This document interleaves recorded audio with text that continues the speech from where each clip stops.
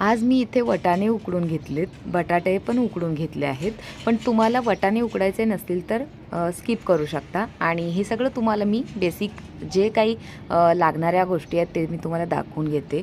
आणि मिरचीचा ठेचा, बाकीचे गरम मसाले वगैरे, थोडंसं घरगुती मसाला आणि चवीनुसार नमक, हिंग, जिरे, बडीशोप आणि हे सगळं छोटंसं म्हणजे 1 मिनिटभर परतल्यानंतर त्याच्यामध्ये मॅश केलेले बटाटे आणि हिरवा वटाणा किंवा मटार पण म्हणू शकता, ते घालून हे मिश्रण मिक्स करून थोड्या वेळानंतर थंड झाल्यानंतर त्याला बाजूला ठेवून पुढची प्रोसेस ती आहे ती पीठ म्हणजे आटा तयार करायची. तर आता तुम्हाला बघून समजलंच असेल की मी काय बनवते आहे. तर आज मी बनवते समोसे.